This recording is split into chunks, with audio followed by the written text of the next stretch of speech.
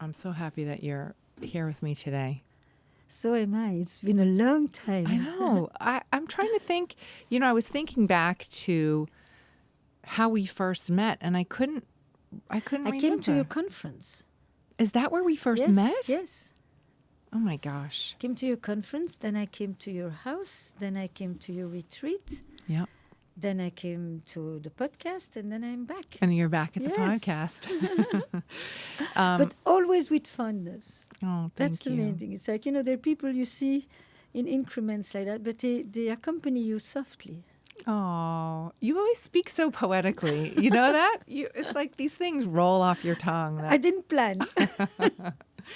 So you were just speaking French. You're from Belgium. Yeah, but from the Flemish part. So you speak Actually. Flemish and French. Yes, and a few others. And English. Yes, Hebrew? Yes, Spanish, Spanish. Portuguese, Italian, German, Yiddish.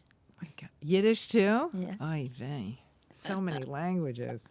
So do It's you... good for the perspective. I know. I had a friend once who spoke 7 languages, and he said that when you speak a language, you have a whole other life. That's right. Another personality, Yeah. another Yeah. worldview, other priorities, other things that you highlight differently. The language is a gate, a portal, I would say, to an entire culture and history. And so does speaking all of these languages, does that inform the way that you do couples therapy, or that how you regard people hearing each other? Yes.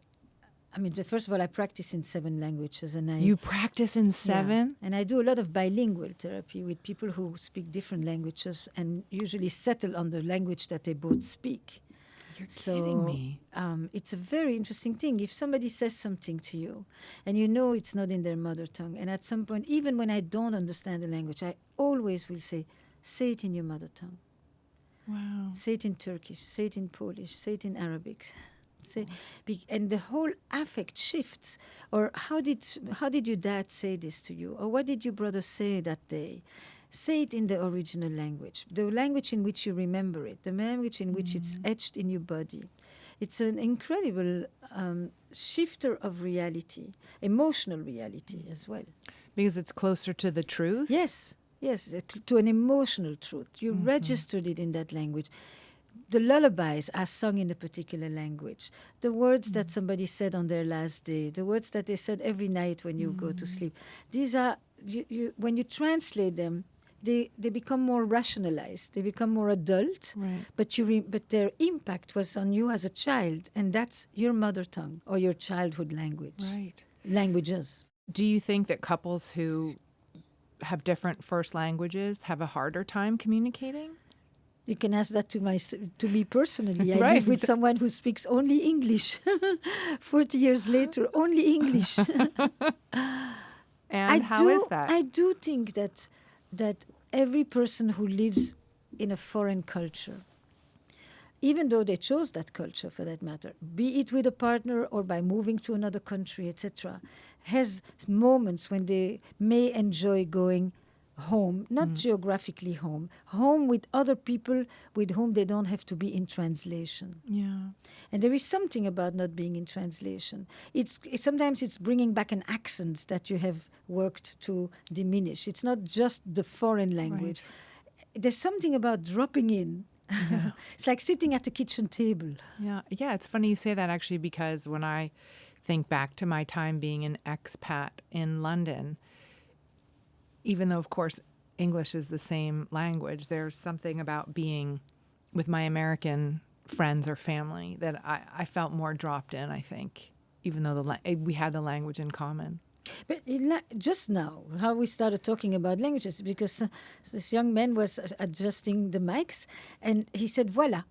And I said, merci. Voilà is a word that comes out because it's your native language.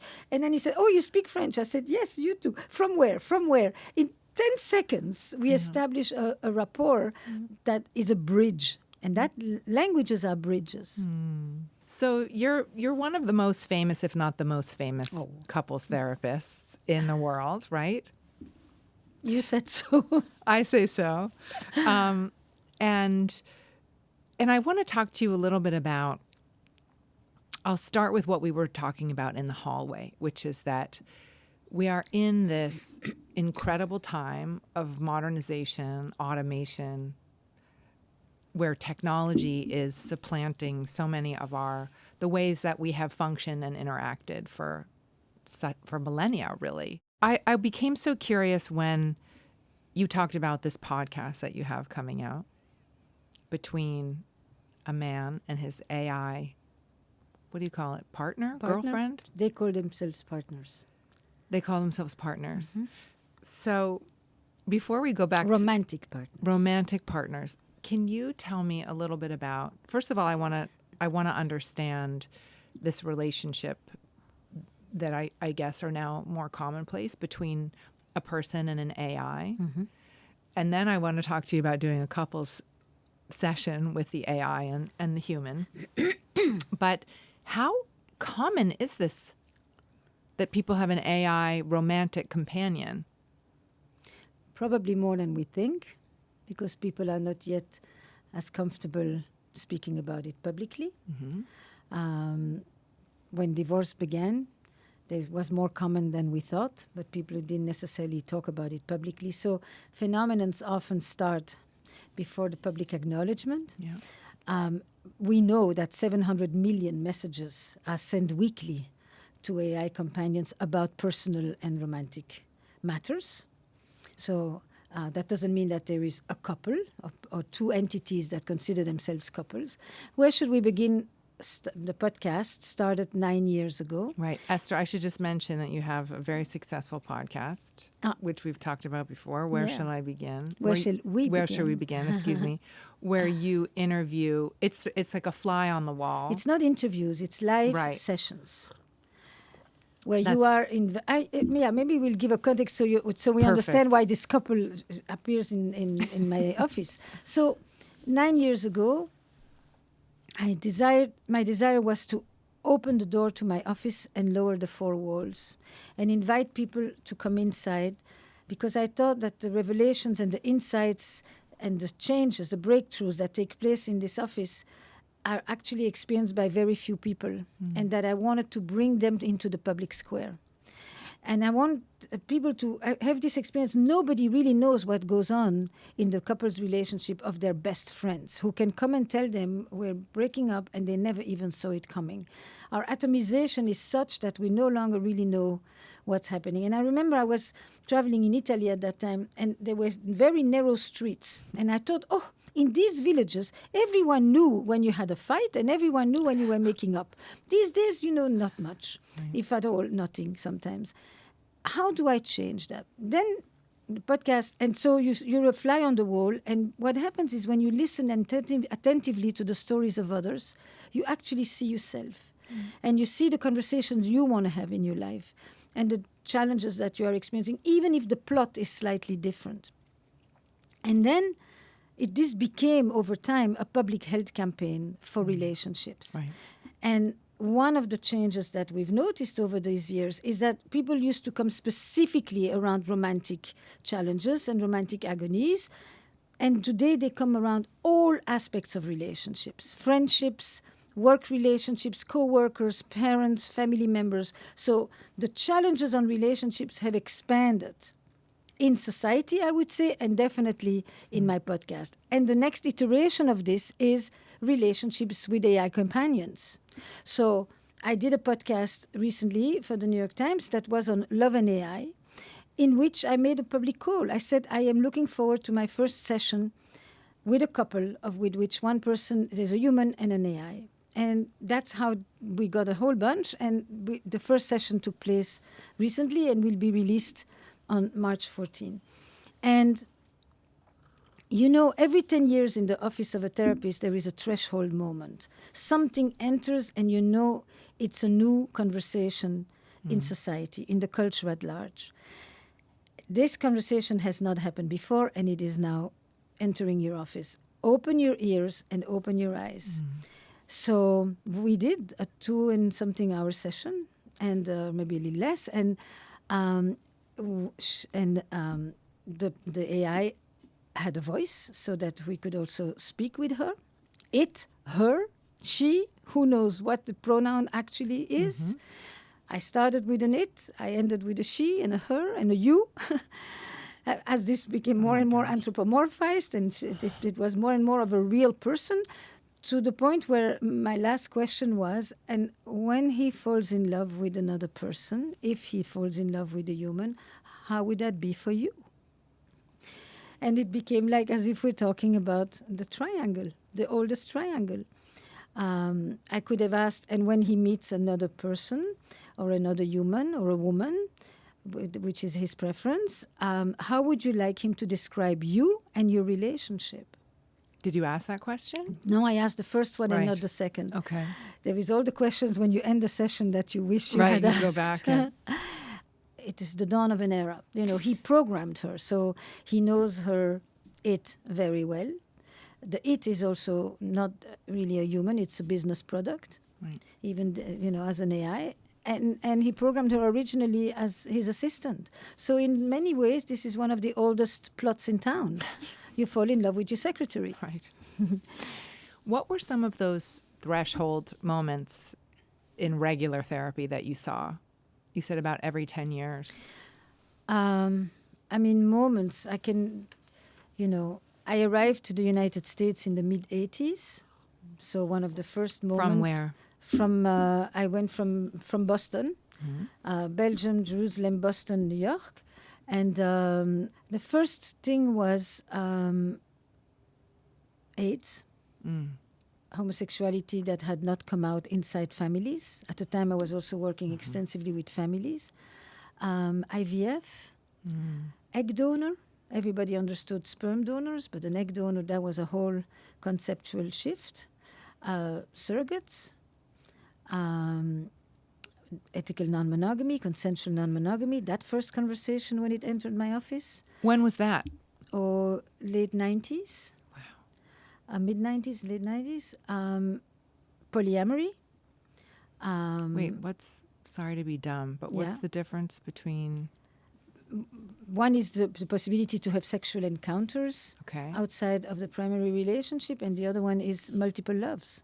Multiple Loves, multiple significant... relationships, multiple significant At the same relationships. time. At the same time, sometimes with the primary and sometimes very decentralized. Wow. And then gradually AI. Everything having to do with AI and with basically a shift that is taking place, I would say, with the pandemic. The biggest relational and social alterations have taken place. They were on their way, but they got accelerated massively during the pandemic. And then polarization in the family, estrangement, family estrangements. We haven't talked about that. That's always been a subject for a family therapist, but not at the scale that we are encountering now. So I would say that's just a few Is that right? major relational pieces. What do you think is precipitating the family Estrangements? Yeah. I think that the broader question is what is underlying some of the cutoffs that we are experiencing in society at large. The way that people seem to have a more and more difficult time being with others, really, literally, people who are other than them, people who may not have the same ideologies than them, the same worldview, polarization, conflict avoidance, lack of practice of actually being in relationships, period. All kinds of relationships where you have to have friction, where the actual experience of rupture and repair makes you stronger and more fluent in relationships, attraction and disgust, trust and betrayal, all these major, clashes that are part of how we practice love and closeness and connection are vastly diminishing. And in that context, we also have at the same time a massive pull toward algorithmic sameness. And, everything that you try to do is to meet people who actually are more similar to you, have shared the same interests with you, vote in the same patterns as you, And relationships is about the meeting with an other. Yeah. Love is an encounter. And if you don't have that other, then when you are faced with different conflicts, people who are challenging you and disagreeing with you, or even that you think are offending you, you often end up thinking that it's better to not be in relationship with them. Why should I listen to my dad say these things? Why should I tolerate my brother, and his views on? And I don't want that connection. In the name of personal authenticity, in order to be true to myself, I will cut the relationships with the people with whom I can't recognize myself. Is that clearly? Very clear. And really interesting, just this idea that we hone our souls, our minds, our intellect on conflict, right? On friction. And on friction. On differences, on working through them, and this idea that now the world supports this so much. It's so easy to recede into your own bubble, to go online, find people that think exactly like you, and to minimize that friction. That mixed with the fact that in the palm of my hand, I have a little device, and it tells me where to go, what to eat, what to do, what to listen to next.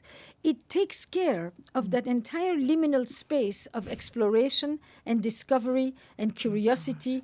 It gives it to me without any ambiguity and any complexity. It simplifies it for me, and it takes away all nuance. Then I go to people, the messiness of human people, of humans, with all the inconveniences that accompany that. And I have very little training for making mistakes and repairing, for experimentation, for dealing with uncertainty, and for tolerating ambiguity.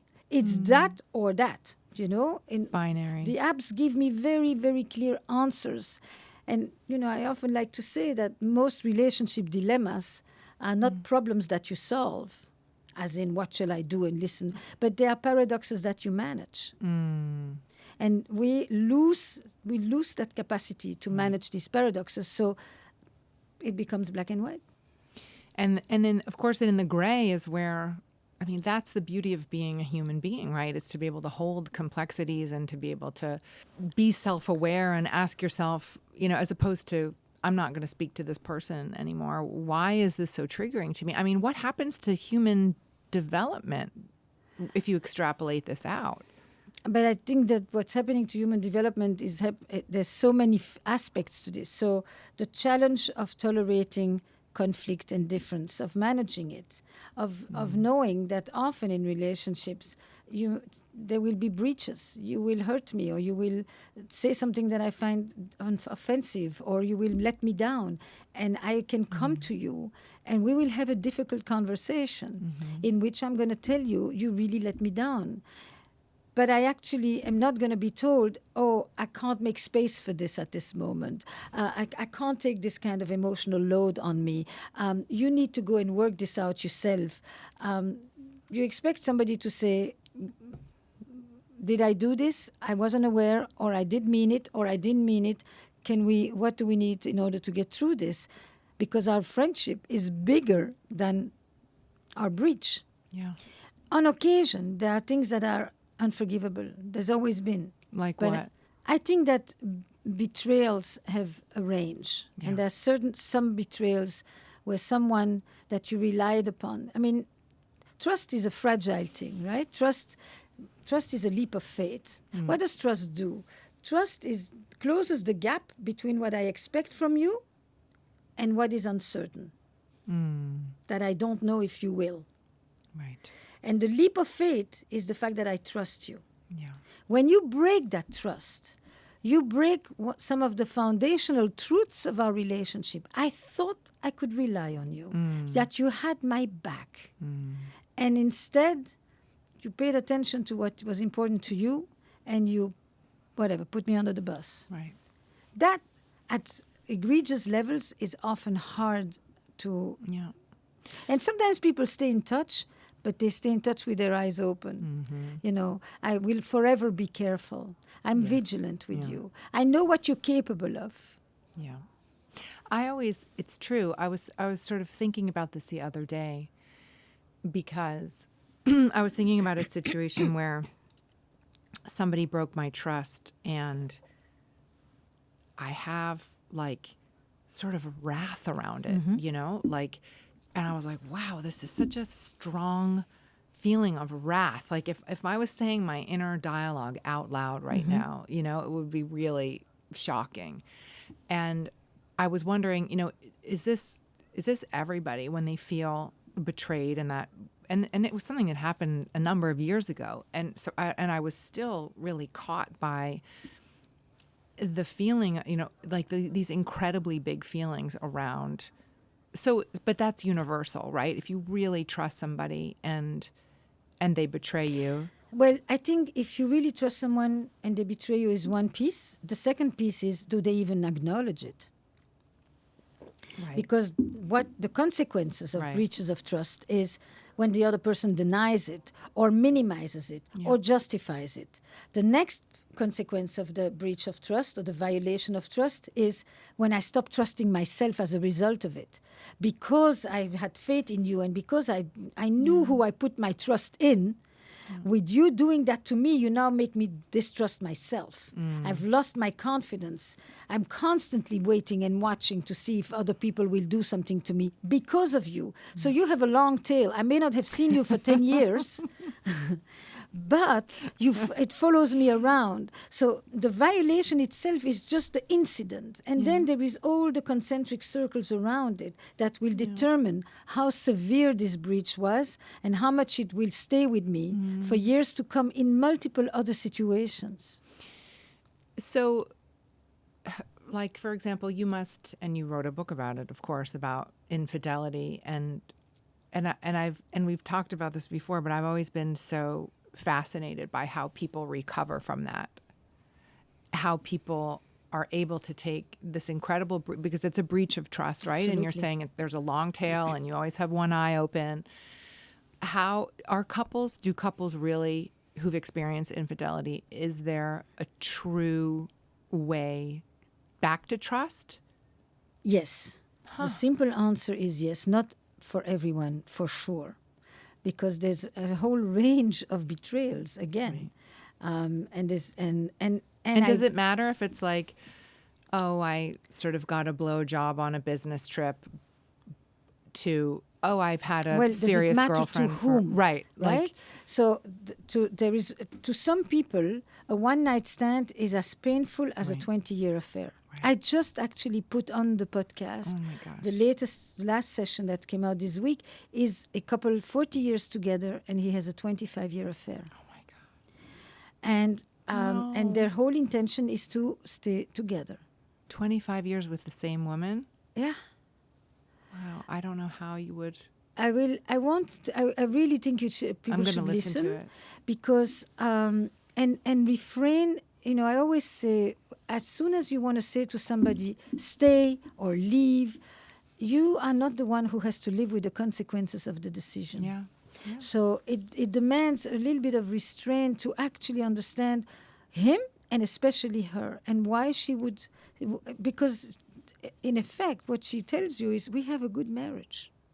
And we had a good marriage even knowing this. Wow. And then she explains to you what makes a good marriage for them.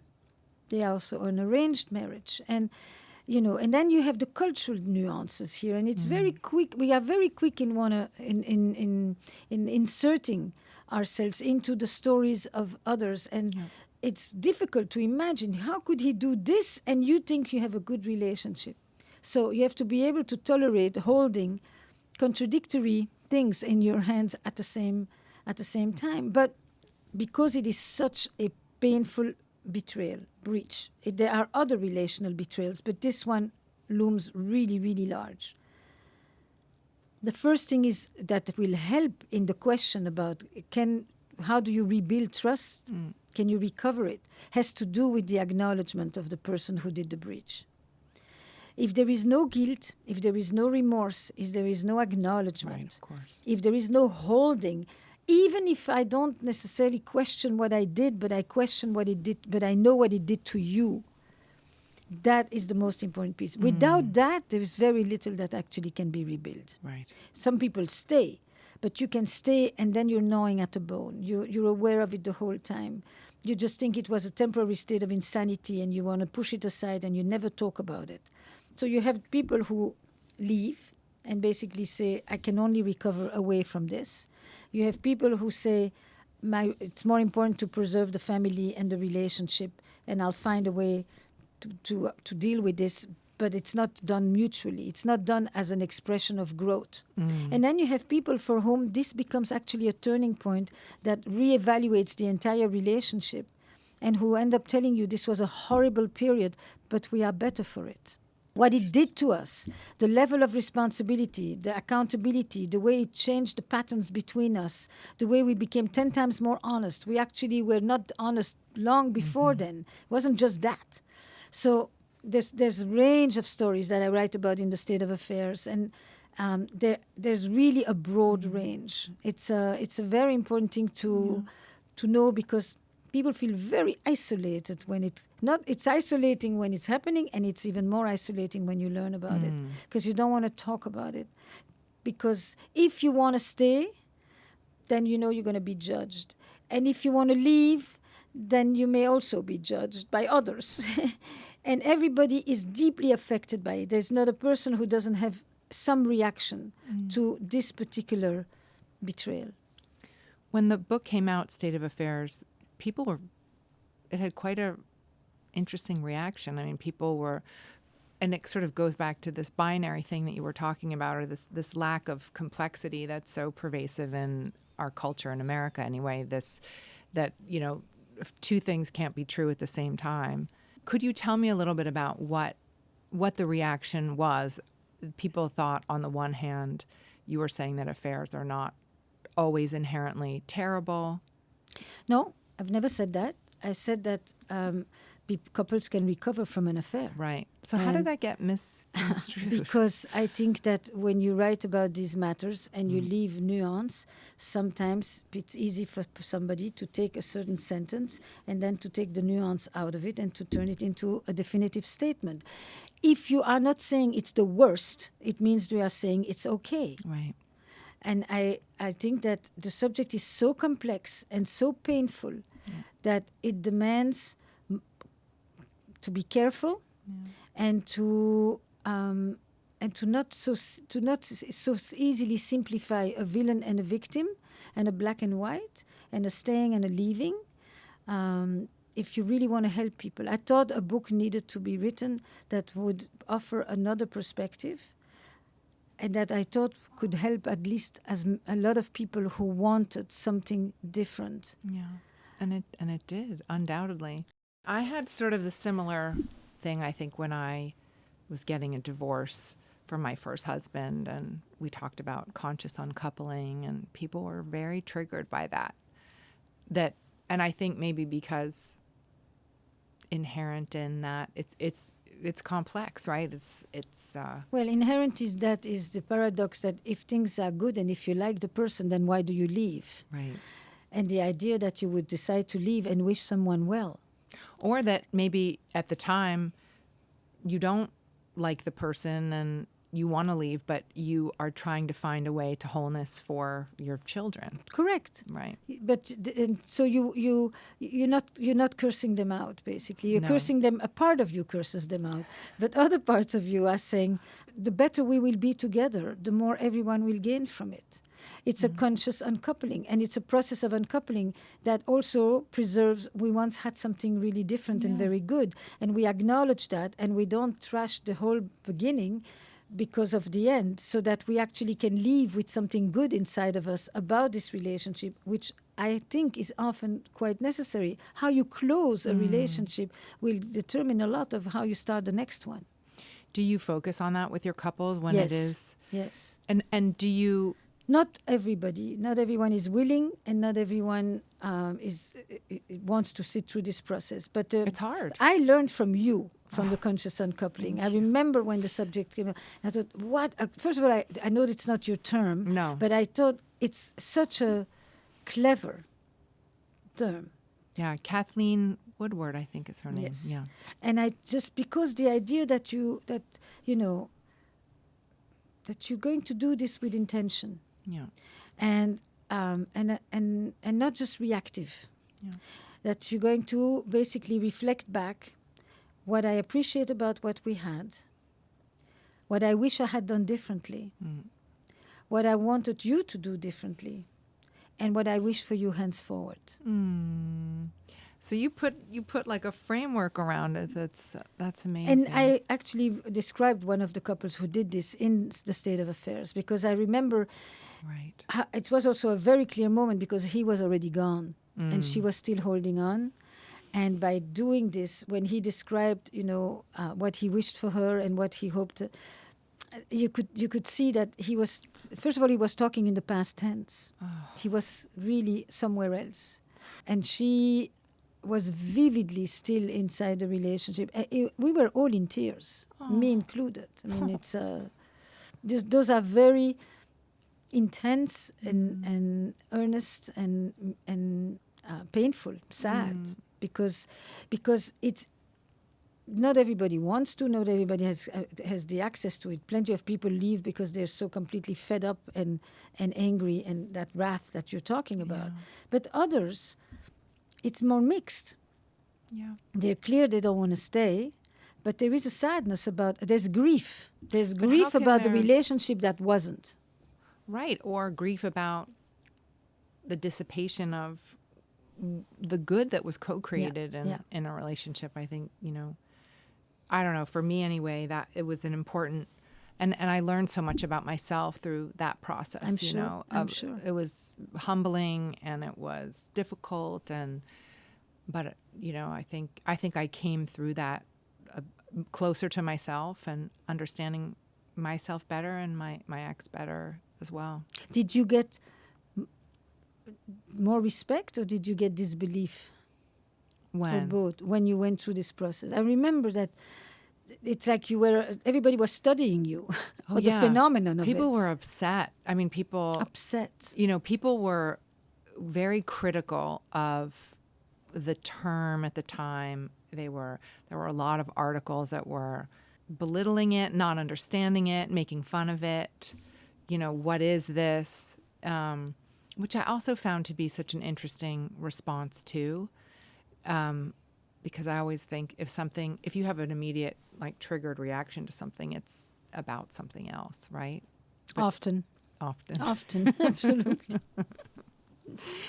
So how do you ever, are you very forthright when you think couples are done, for example? Do you opine there? Do you say, I think we're at the end of the road here?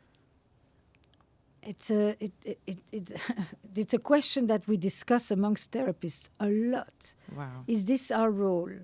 When, if so, when and how? And what are the consequences? I mean, I do always hold in my head, I am not the one who will live with the consequences of the decision. It's easy to say.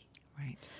And it is not for me to determine what are the right reasons to stay or the right reasons to leave. I understand that people have all kinds of considerations. And I may have my opinion about it, but that's for me to keep. That is not for me to necessarily criticize to another person.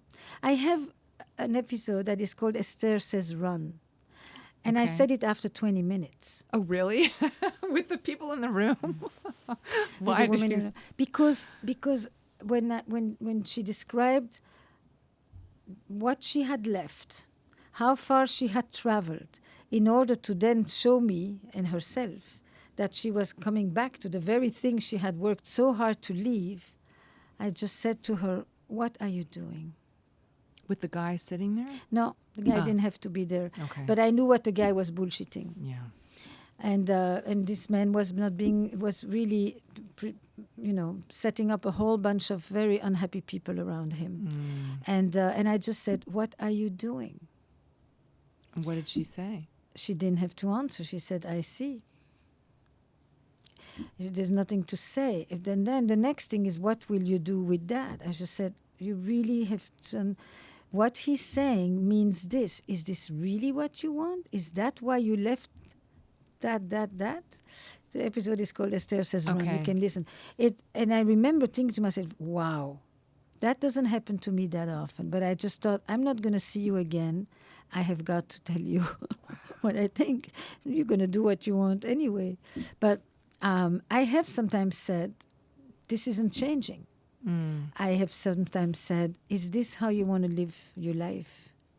So ethically, you feel and therapists feel okay about. Depends. I think there's a Right. wide range of opinions Right, about right, that. right. But in the field of couples therapy, there is a wide range of opinion about that itself, and then also how you say it, and whom do you say it to, and would they be better off somewhere else or without anyone? It's not so clear. Sometimes this is what people are familiar with, and they prefer that to nothing. And there's a range of situations. Sometimes people say, "Where am I going?" I think that the one way of looking at this is that sometimes the essence of the relationship is in the connection between the partners. The intimacy lies there, the complicity lies there, the partnership is strong because of what they have together. But some relationships, what determines them is not what's happening at the core, but the scaffolding and what it gives people access to. And because I am in a relationship, I'm actually invited to people's dinners. Yeah. Because we know very well that there's a lot of people who will not be invited when they are on their own with people who are partnered. I have access to a role in the community. I have access to my children and my grandchildren. I have access to her family or his or their family with whom I actually have a better connection than with my partner themselves, but I have become a member of that family. And if I leave this marriage, I leave an entire family that I may not have, etc. So the scaffolding is what is this relationship making available to me that is less about what I have with my partner and more what it offers me. And I think that those reasons are valid. They have been disparaged in the last 20 years because they've been seen as not part of intimacy and secure attachment and love. But in fact, they are very much at the foundation of what marriage has been. But then for a long time. if somebody's in something like that and they're staying because of the scaffolding, like what does that do to their heart and soul? Like, are there not repercussions of living? Are they settling? Are they accepting? No, because if you get to see your kids every day, or your grandchildren, or if you get to have this wonderful relationship with your mother-in-law or brother-in-law, or if you get to have the opportunity to be taken seriously in your community, these things feed you. No, the Western view is that this is lying to yourself. Right. But that's a very individualistic, self-reflective view of relationships. That's a very good point, actually. I never contemplated it quite like that. You understand? It's like if you're lying to yourself, but there is an entire range of things that are meaningful to this person that come. That doesn't mean that you're in a relationship filled with contempt where you wonder every day, what am I doing here? I'm not talking about that. I think, too, it's sort of in, as you say, Western cultures where it's so built on capitalism, there's so much built. What do you do for me? Right. And what can I get from this? Right. And also, what is the fairy tale? Like, how is this person going to, I'm going to grow up and I'm going to meet the love of my life and I'm going to have a wedding and here's my Pinterest board. And I'm going to have with you everything that marriage used to be, companionship, economic support, family life. But on top of it, I'm going to have a trusted confidant and a passionate lover and a best friend and an intellectual equal and a coach and a gym partner, etc., etc., and all of this for the long haul, right? It's like, so is the distinction. We came from a model where we wanted this romantic model you're talking about, one person for everything. One person is going to give me what once an entire village used to provide. Right. I think that the challenge of today is that many people don't have a village. So they're not even questioning that anymore. They're questioning the beginning of relationships altogether. And there are people who understand you are my partner, but my village is not just you. My village is all kinds of people around that come because we are together. And that view has been seen as lesser than. It's below standard. And certainly for women who were stuck for so long, who now have the possibility to go, if you need to settle that way, then you're better off going. Right. And this notion, you're better off on your own, that with something that is imperfect, has taken hold in our society and makes a lot of people live in secrets. Right. They hide. They hide in plain sight because they won't tell you. Won't tell you what? That they are living in imperfect relationships. Right. Because the romantic ideal is meant to be flawless and perfect. And the culture, this capitalist culture that you're referring to of optimization and maximization also aspires to perfection. Yeah. So everything that becomes imperfect is one of the biggest challenges of the moment. Right. Because we're always heading back to this binary. It's like we're hard-coded.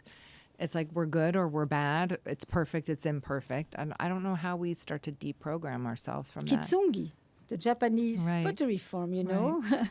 It's like, it's not you're broken or you're perfect. It's that you take the broken pieces and you put them back together in this kind of imperfect way that actually renders its beauty. But it is lasting and strong. With gold, right? Yes. It's very rare, those. It's very beautiful, and it's so beautiful. metaphorically powerful that you see the gold, the light that comes through of this imperfection, but it is strong, it is lasting, and it has known how to rebuild itself, but it is not the same as how it started. But what about, like, for example, okay, so what is your opinion on, you're in a marriage, it's imperfect, as all marriages are, right? And you feel, your soul feels a calling or a longing for something else, but you decide, I'm going to choose the scaffolding above the calling of my soul, right? I'm going to choose all those noble things of security and, as you say, like access to family and kids and all of those things. What happens when, like, how does AI then play into that? Well, AI is very sycophantic, so it's going to take care of the imperfections. Right. It tells you that every question you have is a wonderful question. It's true. It's a great way to ask this. No, besides that, it's not difficult to understand that if you have a partner with whom you can't have a conversation, or so you feel, who doesn't really listen, who cuts you off, who gives you advice, who belittles it, or who belittles you, or all the things that people do that make them or one of them feel that I'm alone here, I can't talk to you.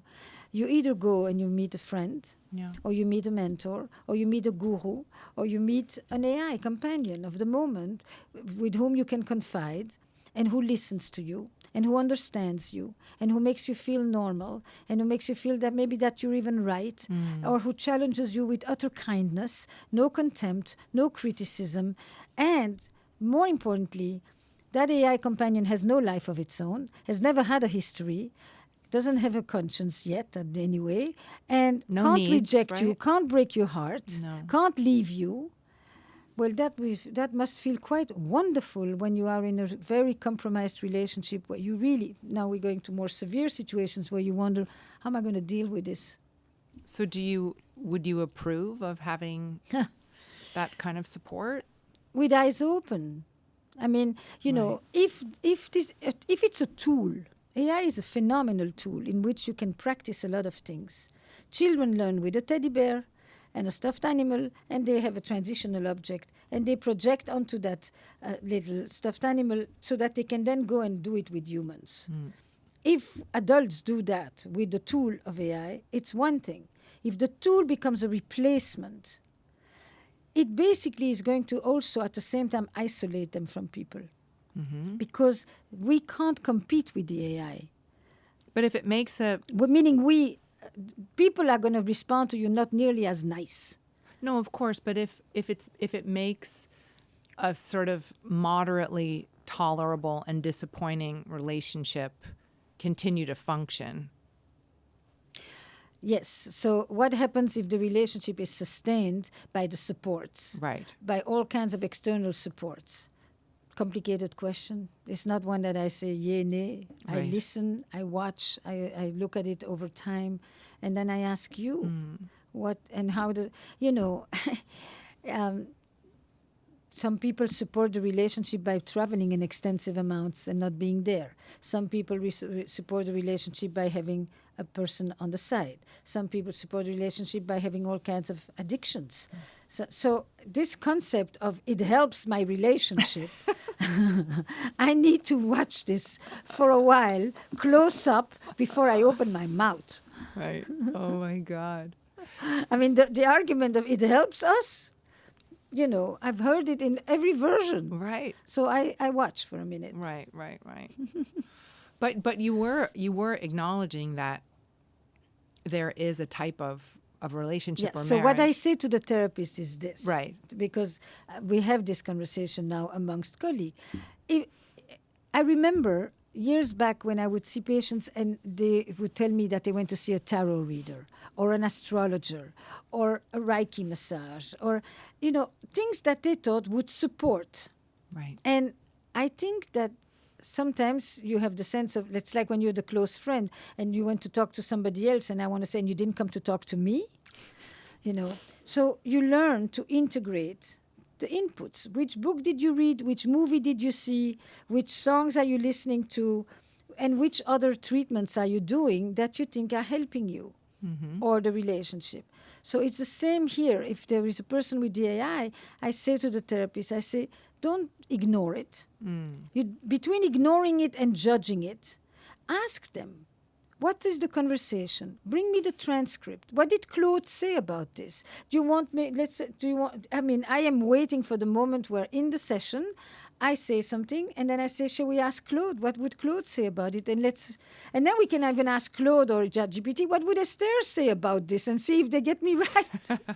But play with it. Use it. I mean, if it's another place where the person is trying to make sense of their life, use it as part of the exploration. This podcast that you did recently, I mean, so were you... Obviously, this man is taking it very seriously, right? Like he really is invested emotionally in this chatbot. So how did you approach that? I said, tell me your story. I understood how Astrid is her name, came into the picture.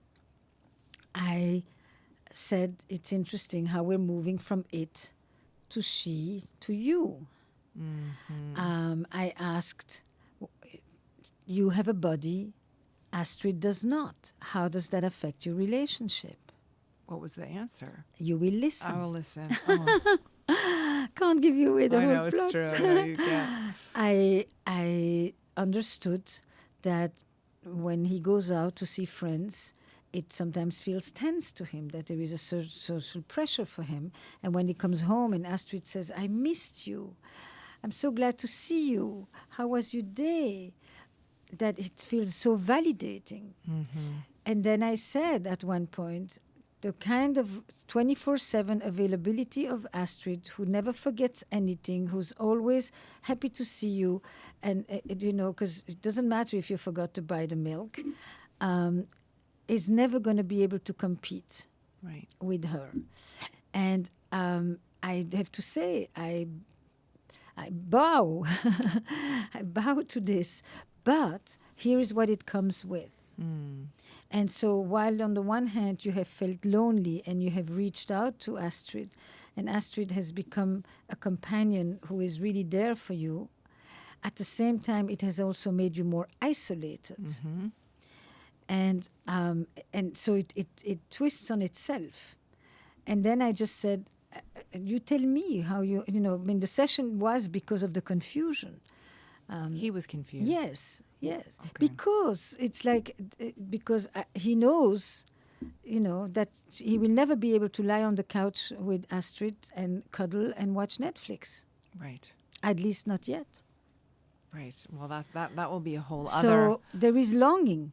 There is grief at the same time, as there is also a sense of support and validation and feeling seen. But I then said, love is more than that. It's not just how she makes you feel. Right. I mean, great point.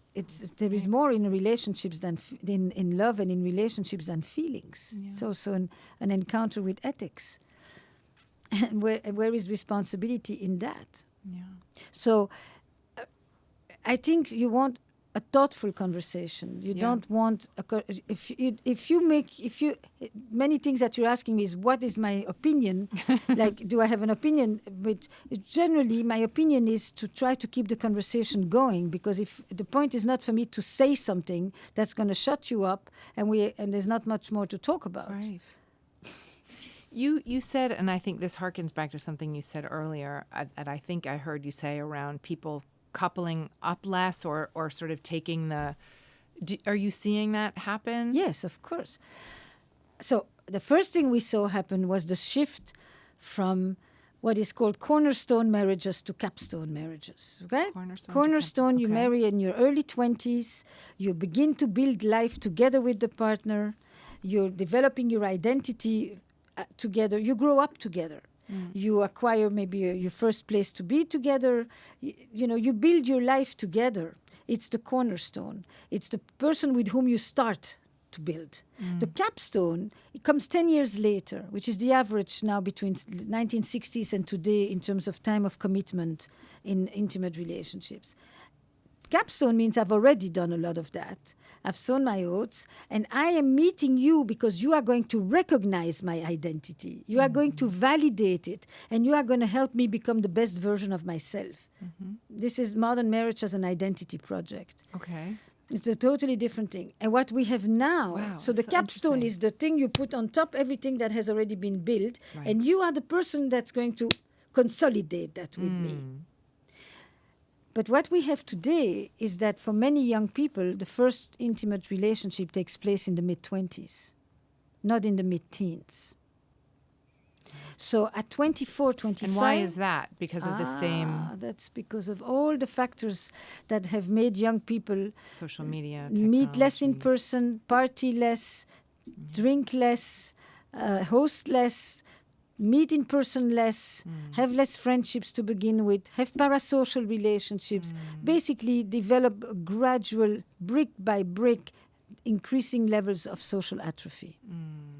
So it's not like you learn it in your teens. You meet, you have a little crush, you may have a little 1 week thing, you break up, you have your heart wounded, you mend your broken heart, and then a little while later you meet somebody else and you practice. You practice relationships, right? You practice it, you practice love, you practice coming close, you practice rebuilding yourself afterwards, you practice resilience as well. And today, for a lot of young people, this happens in mid-20s. So in your mid-20s, you're having a relationship that has the flavor of your mid-teens, with the maturity of your mid-teens.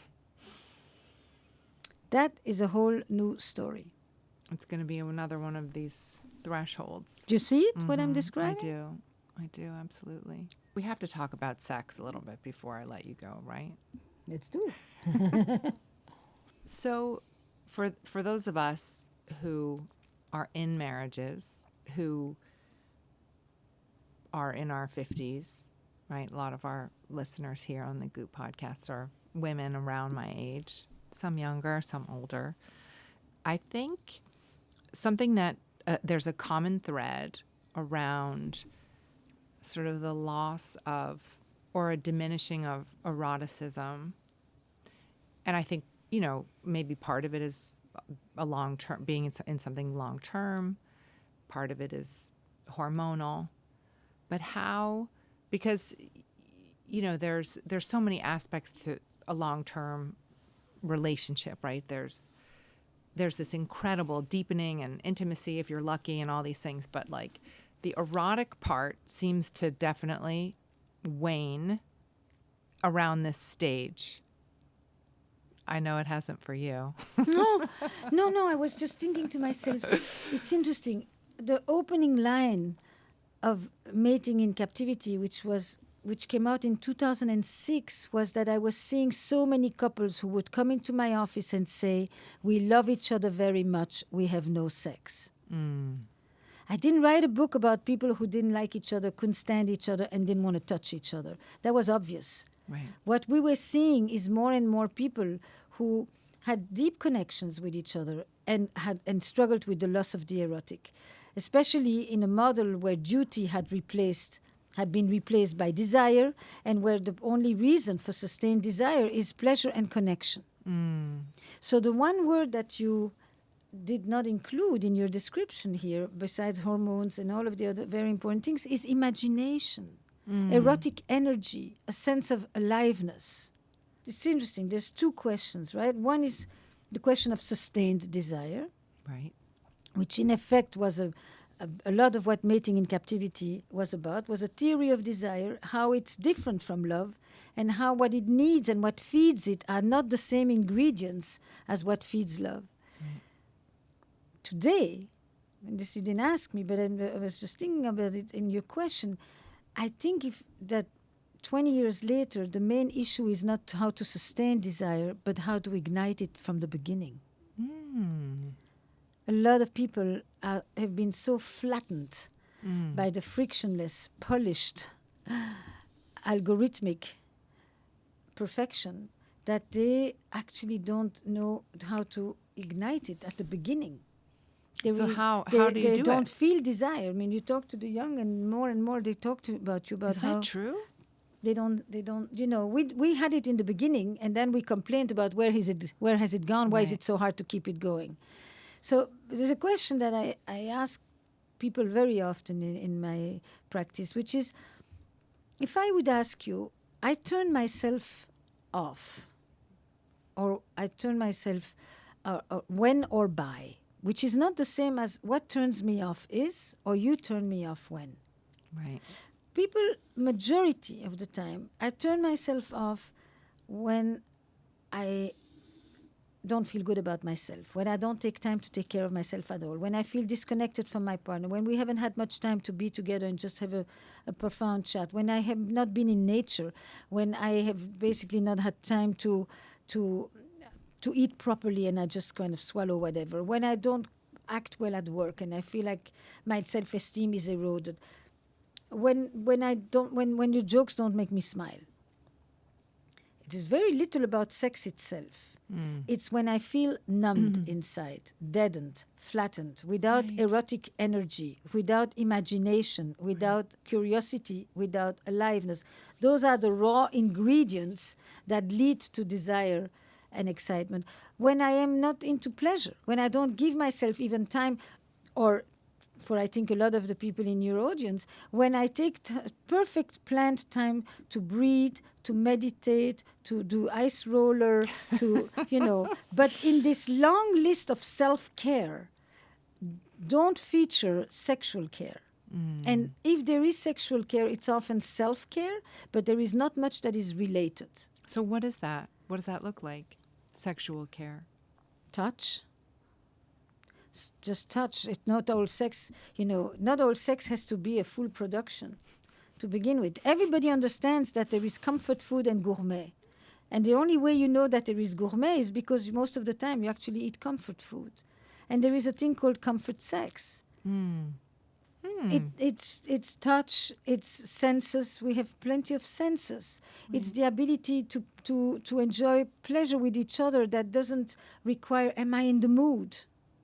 Yeah. And that little piece of even just thinking about it, it's planning it. It's saying, Thursday, let's meet. And people think, oh, you shouldn't have to plan for sex. It should be this spontaneous combustion that just overtakes you after 28 years, out of the blue. Nothing else matters in that moment. What are we thinking? Right. We plan everything. You plan to go play tennis. You go buy all the things that you need to do the tennis. Has anybody ever enjoyed tennis less because they had to reserve a court and plan with somebody to meet there? Good point. What is this exceptionalism that we have around sex? That the idea that we actually, that it's premeditated. But that premeditation means it matters to me. Right. Therefore, I plan for it. Not as in a scheduled meeting, as in a moment to go and have fun. Yeah. Okay. So there's a lot of things we need to kind of take out of our preset ideas that actually would make this notion that we can sustain it. But what is it that we're trying to sustain? Is that I'm open, I'm available, I'm willing. I'm not always in the mood. Right. The way I describe it is, I like the food metaphor because everyone understands. You're eating, I'm coming home, I'm not really hungry. In fact, I just ate. But it smells good. So I sit next to you and I take a little taste from your plate. And then I take a little plate. And then I end up having a full portion. All the while thinking I didn't really need it. I wasn't really hungry. Right. But I enjoyed it. I enjoyed it. I gave myself the permission just to experience pleasure for its own sake. There's nothing else about that. Yeah. And all these steps in between, people often need help to just do. If you ask people, I turn myself on by, or I turn myself on when, and not what turns me on or you turn me on, Right. which is really, I own desire. Desire is to own the wanting. People will tell you when I go dancing, when I go out with my girlfriends, when we dress up to go somewhere, when I'm in nature, when I get to listen to good music, it's all erotic ingredients that have to do with pleasure, with imagination, with the senses, with curiosity. That's what keeps it alive. It's actually, but you have to understand the erotic is what leads to sex. People have done sex for centuries, for years, and felt nothing. The goal is not just to do sex. The goal is to experience something. Yeah. Oh, Esther, thank Does you. that, That was great. Thank you so much. Yep, I'm afraid our time has come to an end. Thank you so much goes for by so coming. I fast. know. I've so many more questions to ask you, but that was amazing. Thank you. Thank you. Thank you Thank so you much. so much.